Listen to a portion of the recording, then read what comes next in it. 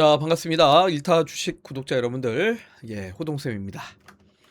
자, 어제 7월 7일 코스피가 무려 장중에 8.22%까지 빠지면서 서킷 브레이커가 걸렸고, 바로 그 다음 날인 오늘 7월 8일 코스피는 또다시 5% 넘게 무너졌습니다. 자, 이틀 연속입니다.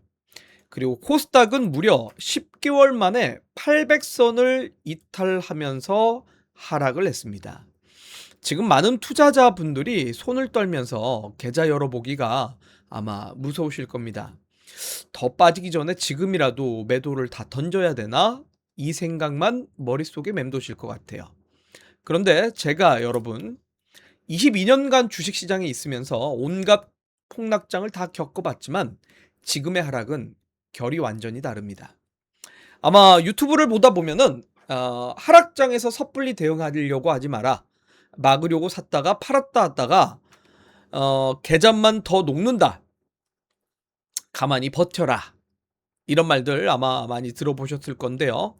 예, 맞는 말입니다. 일반적인 경제 위기라면요. 그런데 지금 우리 시장이 일반적인 하락장일까요? 자, 한번 생각을 해보시면 좋을 것 같습니다. 우리가 지금 경상수지 흑자의 수출도 잘 되고 있습니다. 대한민국 수출을 지금 최근에 매달 1일마다 발표 나오는 걸 확인해 보면 대한민국은 정말 지금 수출이 잘 되고 있죠. 5월에 경상흑자가 386억 달러, 반도체 수출 호주의 역대 최대다라는 이야기가 나오고 있습니다. 매달 수출은 증가하면서 역대치를 계속 갱신해 나가고 있습니다. 이런 와중에 삼성전자의 역대급 서프라이즈가 실적 발표로 나오면서 펀더멘탈에도 아무 문제가 없습니다. 그리고 오늘 아시아 국가들을 보게 되면 자, 어떻죠, 여러분들?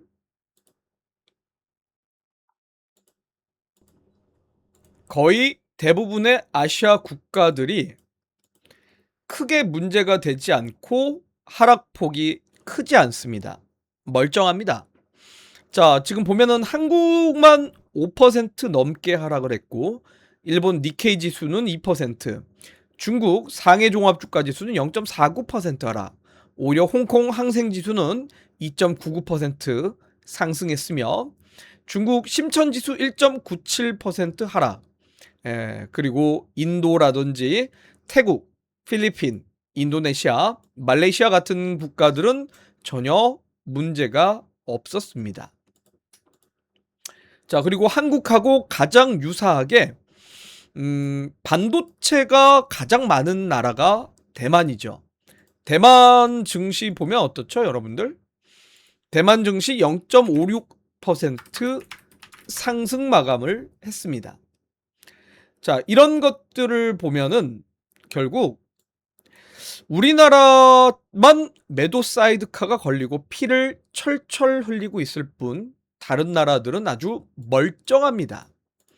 그러면 이 상황이 결국 어떠한 상황입니까?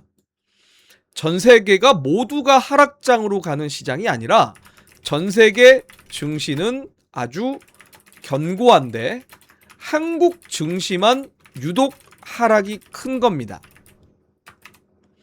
그러면 한국 증시만 유독 하락이 큰 이유가 있겠죠. 그거는 대외적인 변수가 아니라 한국 자체만의 문제가 있다라는 뜻일 거고, 저는 이거를 5월 27일에 도입된 단일 종목 레버리지 ETF가 결국 문제가 된다라고 생각됩니다. 실제로 우리가 5월 27일 상장된 단일 종목 레버리지 ETF들, 자, 삼성전자, SK하이닉스 단일 종목 레버리지 ETF들입니다. 정확하게 5월 27일 이후로부터 상장을 하면서 수급의 교란 효과를 발생했고, 실제로 코스닥 지수를 잘 보면 5월 27일이 언제냐? 바로 이때입니다. 즉 코스닥은 그 이전까지는 상승 추세를 계속 유지하면서 상승하려고 딱 상승한 뒤부터 5월 27일 레버리지 ETF들이 상장을 하다 보니 여기서부터 하락을 시작하면서 지금까지 아주 가파르게 하락 중이죠. 정부의 설익은 정책 하나가 어떻게 보면 시장의 수급을 완전히 꼬아버린 명백한 인재입니다. 가만히 뒀으면 정상적으로 돌아갔을 자본시장을 하루 수십조짜리 투기판으로 만들어버린 겁니다. 그 결과 코스닥이 고점 대비 무려 36% 하락을 하는 정말 말도 안 되는 일이 벌어지고 있다. 자, 코스닥이 지금 고점 대비 36% 하락을 했는데, 참고로 2008년 이후로 하락장에서 모든 하락장에서입니다. 고점 대비 30% 이상 하락한 경우가 많지 않았을 뿐더러 30%에서는 항상 지수가 바닥을 잡으려는 성격을 가졌습니다. 그리고 가장 하락률이 높은 순서대로 정리를 해보면 2008년 10월 27일 당시에 고점 대비 코스닥의 하락폭이 42.57%로 이때가 우리나라 역사상 가장 가파른 하락이었으며, 두 번째로 지금 가장 가파른 상황이 2020년 코로나 팬데믹입니다. 요때가 바로 36.32% 하락을 했고, 그 다음에 세 번째가 오늘 지금까지 하락한 구간이죠.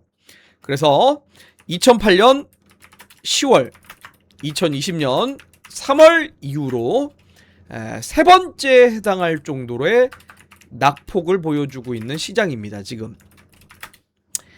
자, 그런데 2008년 10월은 금융위기입니다.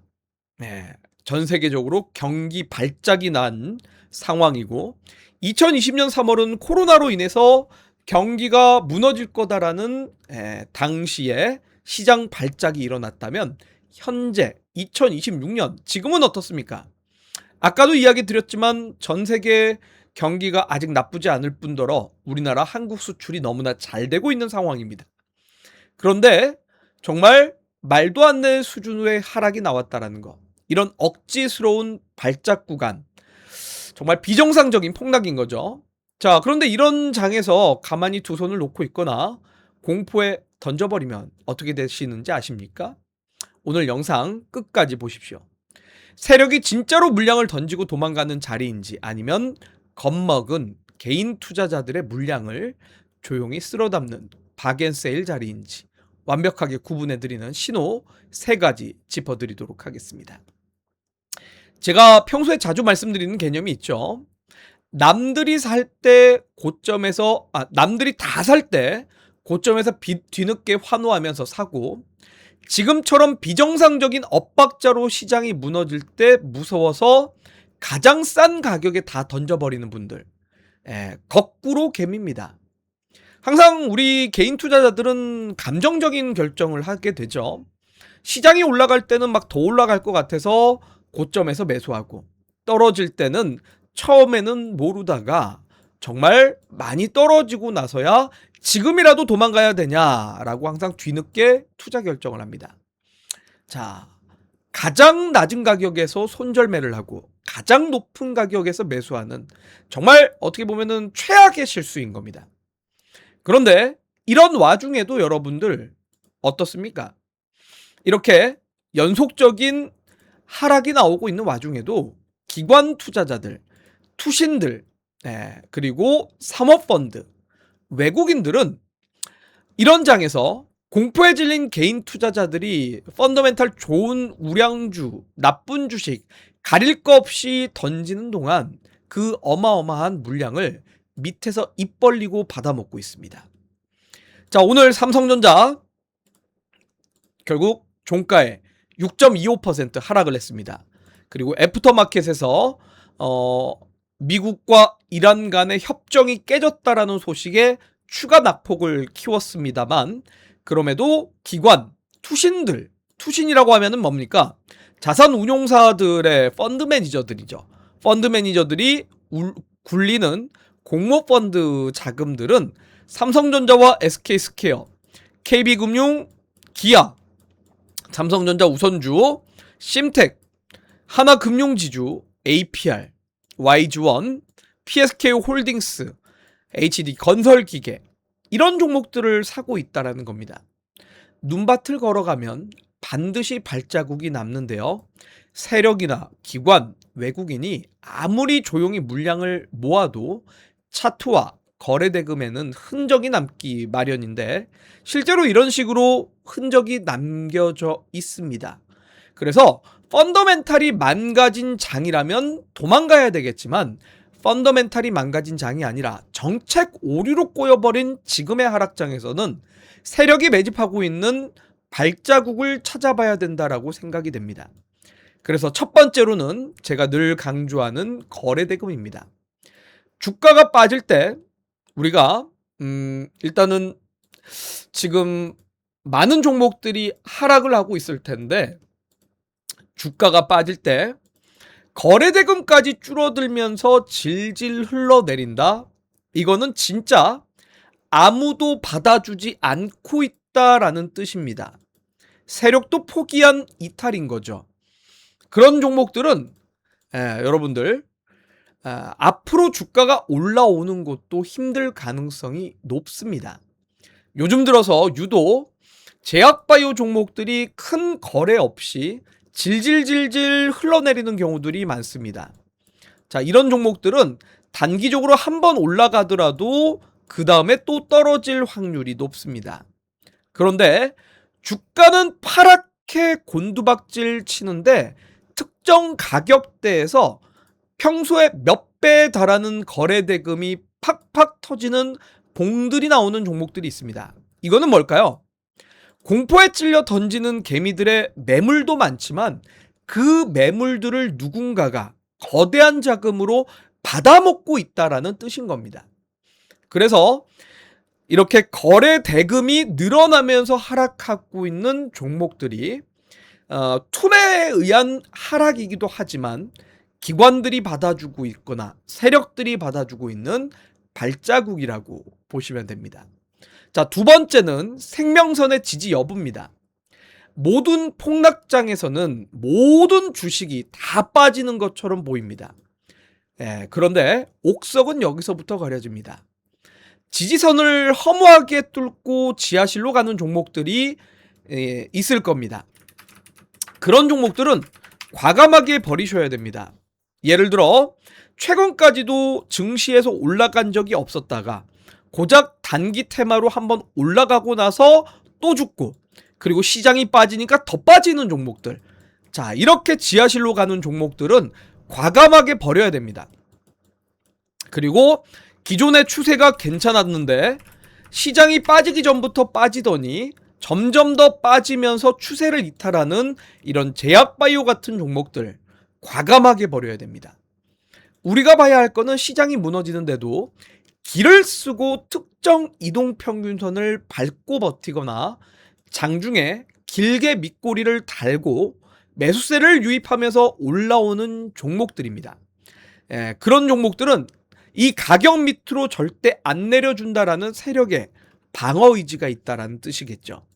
예를 들자면 주봉으로도 봤을 때 삼성 에피스홀딩스 같은 종목들 보면은 장기 하락을 보이면서 주봉상 20주선을 타고 내려갑니다. 자, 이동평균선 역배열 구간에서 타고 내려간다라는 건 정말 안 좋습니다. 반면 삼성전자 같이 기존의 주주들은 많이 올라갔기 때문에 그만큼의 조정이지 이런 이동평균선에 대한 흐름이 전혀 깨지고 있지 않습니다. 즉 삼성전자가 지금 애프터마켓에서 하락을 해도 주봉의 20주선을 지키려고 하는 성격을 갖는다. 이 가격 밑으로는 내주지 않겠다라는 세력의 방어 의지입니다. 그래서 주봉에서 20주선이나 주봉에서 60주선 같은 특정 이평선을 깨지 않는 종목들은 시장이 떨어질 때는 같이 밀리는 건 어쩔 수 없지만 시장이 반등할 때 다른 종목들보다 먼저 치고 올라가면서 반격의 타이밍이 나올 확률이 높습니다.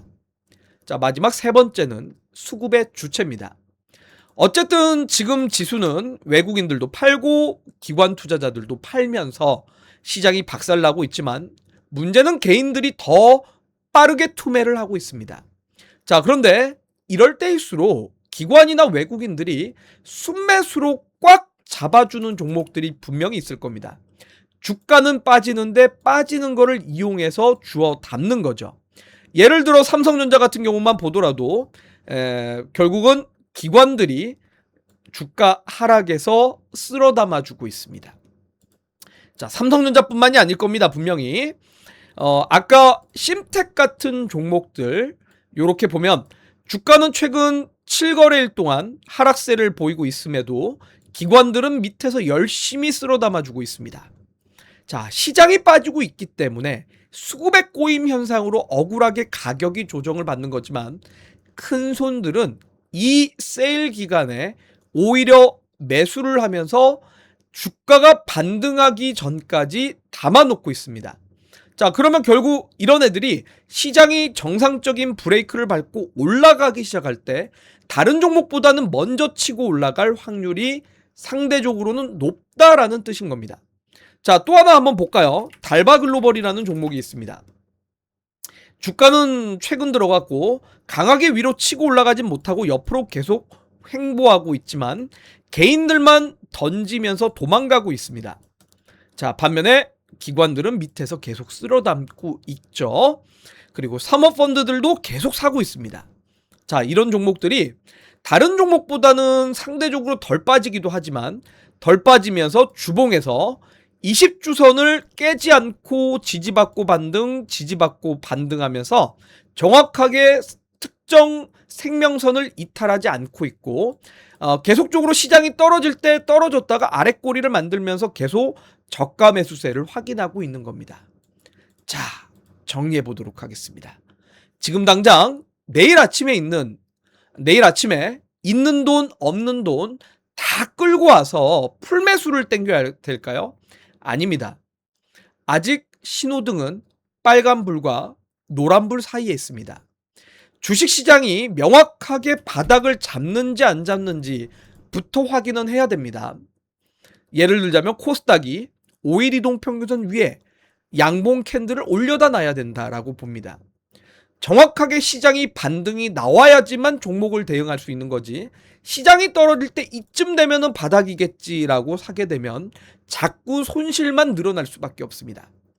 그래서 지금은 거래대금이 터지고 생명선 지지를 받으며 기관 외국인들이 쓸어 담고 있는 종목들, 이 교집합에 있는 종목들을 관심 종목 리스트만 만들어 놓았다가 이렇게 시장이 확실하게 상승 반전하는 것을 확인한 뒤에 그런 종목들의 비중을 실어서 공격적으로 집중 매매를 해야 됩니다. 그래야 빠르게 남들보다도 수익을 내면서 그동안 부진했던 손실들을 털어낼 수 있습니다. 하지만 대부분의 투자자들은 이렇게 하지 못하고 내가 갖고 있는 종목이 올라올 것만 기대하고 걱정하고 그것만 부여잡고 있습니다. 자, 이미 추세가 깨진 종목들은 시장이 반등했을 때 잠깐의 반등은 하겠지만 추세 상승이 못 나올 겁니다. 그래서 시장 반등할 때 반등하는 거 보고 기다리면 올라오겠지라고 하다가 2개월, 3개월, 4개월, 5개월 장기 보유가 될 확률이 높습니다. 남들은 누군가는 빨리 수익을 내서 빨리 손실을 털어내는데 누군가는 원금 복구만 기다리면서 마냥저냥 시간을 보낼 확률이 높다라는 겁니다. 자, 남들이 이제 끝났다라고 할 때 여러분들은 옥석 가려내며 가장 싼 가격에서 정상적인 종목들을 담을 준비를 해야 됩니다. 이것이 비정상적인 폭락장을 이겨내는 진짜 대응입니다. 자, 여러분들, 이런 비이성적인 폭락장에서 가장 위험한 행동이 뭔지 아십니까? 방구석에 혼자 앉아서 파랗게 먼든 HTS 창만 쳐다보고 있는 겁니다. 아무리 오늘 제 영상을 보고 이성적으로 판단하려고 하더라도 내일 당장 파란 불빛이 번쩍거리면 놀리고 뭐고 공포에 질려서 손절 버튼을 누르게 됩니다. 그래서 여러분들이 주변에서 조언도 들어야 되고 이런 저하고 1타 주식 영상을 통해서도 여러분들의 마인드를 좀 다잡는 시간을 가져보셨으면 좋겠습니다. 자, 이런 급락장일수록 제가 여러분들과 함께 계속 하도록 할 테니까요. 우리 같이 공부하실 분들은 영상 하단 더보기란을 통해 1타 주식 강의실로 입장을 하시면 됩니다. 예, 입장하시면서 매주 화요일마다 실시간 라이브에도 참여를 해주시고 매주 화요일과 그리고 목요일에 컨텐츠 영상들도 같이 시청하시면서 공부하셨으면 좋겠고 공부해서 이 시장을 이겨내셨으면 좋겠습니다. 오늘 같은 비정상적인 하락장을 혼자 공포에 떨면서 맨몸에 맞지 마시고 저와 함께 이렇게 시장을 추적하고 위기를 기회로 바꾸는 투자를 하시기를 바라겠습니다. 자, 시장은 반드시 제자리 찾을 거라고 봅니다. 당국자들의 어설픈 정책으로 훼손된 시장에서 속이 타들어가겠지만 중심을 잘 잡고 투자하시길 바라고 오늘 하루 정말 고생 많으셨습니다. 자, 저는 다음 영상에서 뵙도록 하겠습니다. 감사합니다.